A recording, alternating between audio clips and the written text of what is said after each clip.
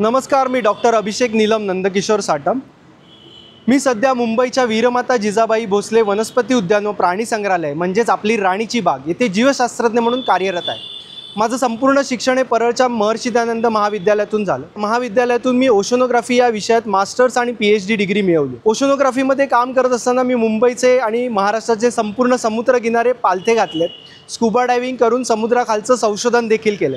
त्याचबरोबर मुंबईच्या वाशिया खाडीत येणाऱ्या पक्ष्यांच्या बाबतीत सुद्धा संशोधन केलं आहे। त्याचप्रमाणे लोक मला सचिनचा जबरा फॅन म्हणूनच ओळखतात, कारण गेली 28 वर्ष मी सचिनवर मोठ्या प्रमाणावर पुस्तकं, मॅगझिन्स, वर्तमानपत्र असं कलेक्शन केलं आणि त्याच्या प्रत्येक बड्डेला एक मोठी कलाकृती साकारून मी दरवर्षी बड्डे गिफ्ट देत असतो। त्याचप्रमाणे वाईल्डलाईफ विषयात काम करत असताना मला फोटोग्राफीची आवड असल्यामुळे बरेचदा मी फोटोग्राफी करतो। माझ्या बऱ्याच फोटोग्राफ्सना बरेच इंटरनॅशनल अवॉर्ड्स मिळाले आहेत। भारतीय पोस्टाने एका फोटोचं पोस्टकार्डसुद्धा रिलीज केलं आहे।